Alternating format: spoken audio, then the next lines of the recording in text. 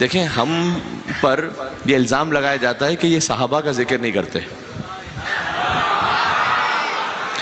یہ اعتراض ہوتا ہے کہ جناب یہ صحابہ کا ذکر نہیں کرتے. ابھی میں نے کل کی مجلس میں بھی اور آج ان صحابہ کا ذکر کیا ہے کہ جن کے نام بھی آپ کو نہ معلوم. آپ کے ذریعے سے میں کسی اور سے مخاطب ہوں. آپ کسی ایک عام انسان سوال کیجئے کہ آپ کو عمرو بن جموح کا پتہ ہے کیا؟ پتہ نہیں کون ہے. آپ کو سعد بن ربیع کا پتہ ہے؟ پتہ نہیں کون ہے. جن کے نام بھی عام مسلمانوں کو نہیں معلوم، ان کا ذکر ہو رہا ہے مجلس امام حسین میں، منبر امام حسین سے. اس کا مطلب یہ ہے کہ ہمیں صحابہ کے ذکر پہ کوئی مشکل نہیں ہے. ہم کبھی صحابہ کو برا کہنے والے نہیں ہیں. ہم کبھی صحابہ کو برے کہنے والے نہیں. ہم تو فخر کرتے ہیں اس بات پر کہ جو صحابی رسول اور آل رسول سے وفادار رہا، اس کے قدموں کی خاک ہماری آنکھوں کا سرما ہے. ہم کسی صحابی کو برا نہیں کہتے، لیکن ہماری مشکل یہ ہے کہ ہم برے کو صحابی نہیں کہتے.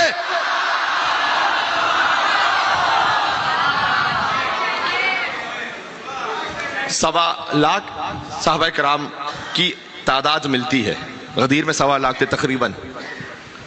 آپ الاصابہ فی تمیز الصحابہ اور بزرگ کتابیں اٹھا کر دیکھیے کتنے صحابہ کے نام آپ کو ملتے ہیں. تقریباً 7,500. ان زیادہ کے نام نہیں ملتے. جب ہم سے اپنا کو شکوہ کرنے والے یہ کہتے ہیں نا کہ صحابہ کا ذکر، تو ہم جانتے ہیں کہ آپ کی نیت میں بھی خالی 2-3 ہی ہوتے ہیں بس.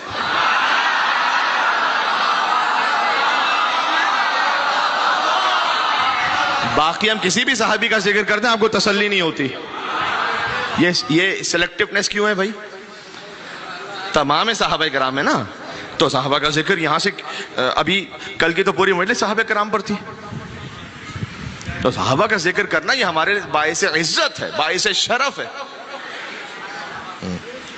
اب اگر فرض کیجئے کہ 7,500 کے نام لکھے ہوئے ہیں، چلیں فرض کیجئے کہ 15,000 کے نام آپ کو معلوم ہو، تو 15,000 کے نام معلوم ہے، اس کا مطلب ہے کہ لاکھ کا ذکر تو آپ بھی نہیں کرتے نا. تو 2-4 کام نہ کریں تو کیا تکلیف ہے اس میں؟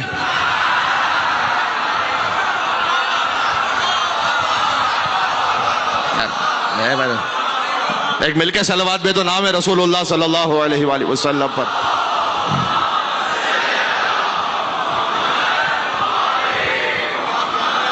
اصحاب پیغمبر پہ میری جان بھی قربان. اصحاب پیغمبر پہ میری جان بھی قربان. میں وار دوں سب کچھ کہیں مل جائے جو سلمان. بوذر ہو، حذیفہ ہو کہ مقداد میری جان. ہم ایسے صحابہ پہ فقط رکھتے ہیں ایمان جو بغض علی میں کبھی جاگا بھی نہیں ہو. جو بغض علی میں کبھی جاگا بھی نہیں ہو اور جنگ کے میدان سے بھاگا بھی نہیں.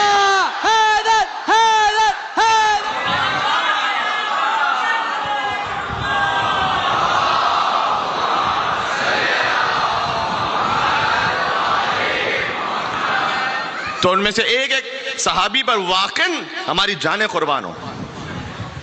آپ کسی بھی اہل تشیع کے کسی بھی فرد سے پوچھ لیں، حضرت سلمان کے بارے میں، حضرت مقداد کے بارے میں، ابو ذر کے بارے میں، عمار یاسر کے بارے میں، حذیفہ یمانی کے بارے میں. اور یہ تو وہ مشہور اصحاب ہیں جن کے نام سب کو یاد ہیں. اور ابھی میں نے چند اصحاب کا وہ ذکر کیا، کم سے کم 5 اصحاب کا غزوہ احد کے، جن کے نام شاید نہ معلوم ہوتے کسی کو. تو نام معلوم ہو ہمیں یا نہ ہو، بس ہمارے لیے یہ ثابت ہو جائے کہ رسول سے وفادار رہے تھے. رسول کو چھوڑ کے نہیں کہتے، آل رسول سے وفادار رہے تھے. ہماری جانیں قربان ہو جائیں. اور پھر باقی کوئی اور ہو تو اللہ نے خود ان سے برات کا اعلان کر دیا. دیکھیں، ہم تولا بھی رکھتے ہیں اور تبرہ بھی رکھتے ہیں. تبرہ کا مطلب کیا ہے؟ تبرہ کا مطلب یہ کہ ہم گالی نہیں دیتے. تبرہ کا مطلب یہ ہے کہ جو اللہ کا حکم ہے سورہ براءت میں، براءت کا مطلب وہی تبرہ ہے. اگر کسی کو تبرہ کے لفظ سے تکلیف ہے تو سورہ براءت، سورہ توبہ، یہ قرآن کا لفظ ہے. تبرہ اردو میں آ کے ہو گیا ہے، براءت عربی میں، یعنی اپنے آپ کو دور کر لینا. ہمارا ان سے کوئی تعلق نہیں، ہمارا ان سے کوئی لینا دینا، ہمارے ساتھ کوئی تعلق نہیں.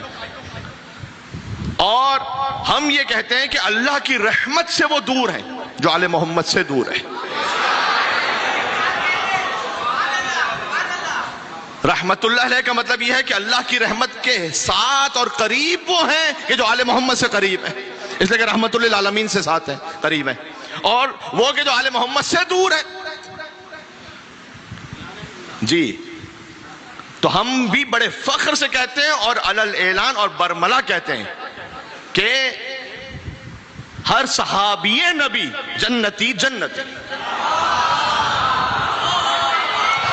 اس میں ہمیں کوئی پریشانی نہیں، بالکل صحیح فرما رہے ہیں آپ۔ ہر صحابی نبی جنتی جنتی، ہر صحابی نبی جنتی جنتی۔ ہر صحابی نبی سے اللہ سبحانہ وتعالی نے جنت کا وعدہ کیا ہے۔ اصحاب سے جنت کا وعدہ کیا تھا، منافقوں سے جنت کا وعدہ نہیں کیا تھا۔